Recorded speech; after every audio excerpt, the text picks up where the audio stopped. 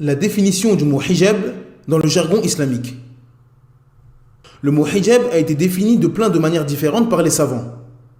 Certains ont dit que le hijab est ce que la femme porte comme vêtement et voile en présence d'hommes étrangers. D'autres ont dit qu'il s'agit d'un vêtement légiféré long qui couvre la femme musulmane afin d'empêcher les hommes étrangers de voir son corps. Il est aussi défini comme étant un vêtement qui couvre la femme et qui empêche de la voir et la décrire physiquement. Les autres noms du hijab dans la législation. Al-khimar. L'origine du mot khimar vient des trois lettres kha, mim, ra, qui forment le verbe khamara, qui signifie couvrir, se dissimuler. L'alcool est appelé khamr car il couvre la raison de celui qui le consomme. Dans la législation, le mot khimar désigne une chose qui couvre la tête. Allah Azza wa Jal dit وَلْيَضْرِبْنَ بِخُمُرِهِنَّ عَلَى جُيُوبِهِنَّ.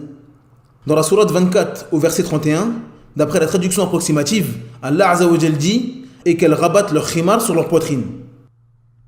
D'après Aïcha radhiyallahu anha, le prophète sallallahu alayhi wa sallam a dit Allah n'accepte pas la prière de la femme pubère qui n'a pas de khimar. El-jilbab. L'origine du mot jilbab vient des trois lettres jim, lam, ba, qui forment le verbe jalaba, qui possède deux sens. Le premier sens est la venue d'une chose d'un endroit à un autre. Le deuxième est une chose qui en couvre une autre. Ibn Manzour rahimahullah dit concernant le mot jilbab, le jilbab est un vêtement plus large que le khimar. Ibn Hazm rahimahullah a dit, le jilbab dans la langue arabe, la langue avec laquelle le prophète sallallahu alayhi wa sallam nous a parlé, est ce qui couvre entièrement le corps, et non ce qui le couvre partiellement. Al-Qurtubi rahimahullah dans son tafsir dit, ce qui est juste est qu'il s'agit d'un vêtement qui couvre l'ensemble du corps. Ibn Kathir rahimahullah dans son tafsir dit, le jilbab est un vêtement qui se met au-dessus du khimar. Il s'agit de la parole d'Ibn Mas'ud, Ubayda, Qatada, Al-Hasan al-Basri, Sa'id ibn Jubair, Ibrahim al-Nakha'i, Ata et d'autres encore. Allah Azza wa Jal dit يا أيها النبي قل لأزواجك وبناتك ونساء المؤمنين يدنين عليهن من جلابيبهن. Dans la sourate 33 au verset 59, d'après la traduction approximative, Allah Azza wa Jal dit Ô prophète, dis à tes épouses, à tes filles et aux femmes des croyants de ramener sur elles leur grand jilbab. Atiyya radhiyallahu anha a dit nous reçûmes l'ordre les jours des deux fêtes de conduire à la salle de prière les jeunes filles et les femmes en état de menstru, afin qu'elles assistent à la réunion des musulmans et leurs invocations. Les femmes ayant leur menstru se tenaient à part dans l'oratoire des femmes. Une femme ayant dit « Ô envoyé d'Allah, l'une de nous n'a pas de jilbab. » Eh bien, répondit-il, qu'une de ses compagnes lui en prête un. An-niqab. L'origine du mot niqab vient des trois lettres nun, qaf, ba, qui forment le verbe naqaba, qui signifie l'ouverture d'une chose. Exemple, pour dire qu'une personne a fait une ouverture dans un mur, on dit naqaba al-ha'it. Ibn Manzour rahimahullah dit concernant le mot niqab, le niqab est un masque qui se met sur le bout du nez. Abu Zakariya al-Farra rahimahullah a dit, si la femme cache ses yeux avec son niqab, cela s'appelle al-waswasa. Si elle descend juste au-dessous des yeux, cela s'appelle al-niqab. Si elle le place sur la pointe de son nez, cela s'appelle al-lifam. As-Sindi rahimahullah a dit, le niqab est une chose connue chez les femmes. Il ne montre rien d'autre que les yeux. D'après Ibn Umar radhiyallahu anhu, le prophète sallallahu alayhi wa sallam a dit, la femme en état de sacralisation n'enfile pas de niqab ni de gants. Ce hadith montre que le niqab était une chose connue à l'époque du prophète Mohammed sallallahu alayhi wa sallam et utilisée par les femmes. L'utilisation du hijab. Avant de citer les preuves du Coran, de la Sunna et du consensus, je vous invite à regarder la playlist de la chaîne concernant les preuves en islam. Le lien est dans la barre de description. Les preuves du Coran. Allah Azza wa Jal dit وَلْيَضْرِبْنَ بِخُمُرِهِنَّ عَلَى جُيُوبِهِنَّ. Dans la sourate 24 au verset 31, d'après la traduction approximative, Allah Azza wa Jal dit et qu'elles rabattent leur khimar sur leur poitrine. Ibn Jarir al-Tabari rahimahullah a dit à propos de ce verset, Allah le Très-Haut dit aux femmes de rabattre leur khimar sur leur poitrine, afin de cacher leurs cheveux, leur cou et leurs oreilles.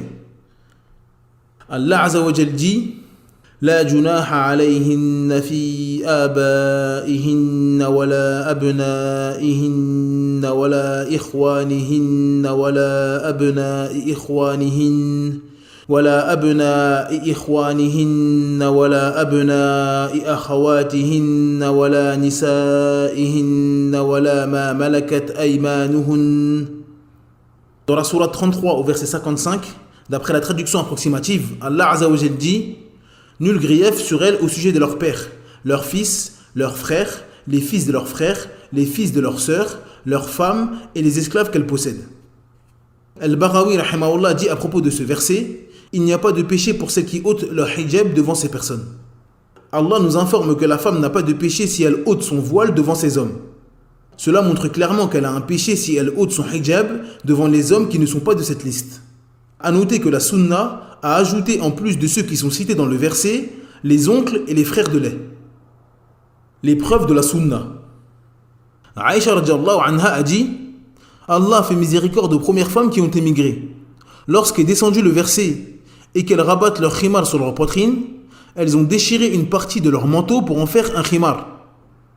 Ce hadith appuie le caractère obligatoire de ce verset. Lorsque ce verset a été révélé, les femmes ont immédiatement couvert leurs cheveux et leur corps de manière légiférée. Ces femmes arabes, ayant vécu à l'époque du prophète sallallahu alayhi wa sallam et à qui Allah azza wa jal a promis le paradis, n'ont pas compris khimar ou hijab par pudeur ou rideau. Non, elles ont immédiatement couvert leur tête. D'après Abdullah ibn Mas'ud radiyallahu anhu, le prophète sallallahu alayhi wa sallam a dit la femme ne doit pas fréquenter une autre femme pour la dépeindre ensuite à son mari, au point qu'il serait comme s'il l'avait vue. Dans ce hadith, le prophète sallallahu alayhi wa sallam interdit à la femme de décrire physiquement une femme étrangère à son mari. Il n'est donc pas permis de décrire une femme étrangère à quelqu'un de telle sorte qu'il puisse se l'imaginer précisément. Qu'en est-il donc d'une femme qui montre directement son corps à un homme étranger? Salama radiyallahu anha a dit lorsque le prophète sallallahu alayhi wa sallam a interdit de faire traîner son vêtement en dessous de la cheville, je lui ai dit qu'en est-il de la femme, ô messager d'Allah? Il répondit qu'elle le laisse traîner d'un shibr. Elle dit alors on verra donc leurs jambes. Le prophète rétorqua qu'elle le laisse traîner d'un zira' et qu'elle ne dépasse pas de cela. Le shibr est la distance qu'il y a entre le pouce et l'auriculaire. Quant au zira', il s'agit de la distance qu'il y a entre le majeur et le coude. Ibn Abd al-Barr rahimahullah a dit à propos de ce hadith ceci est la preuve que les pieds de la femme sont une awra. Fin de citation. La femme a donc l'obligation de couvrir ses jambes et ses pieds. Donc, pas de jean, de legging, ni de slim.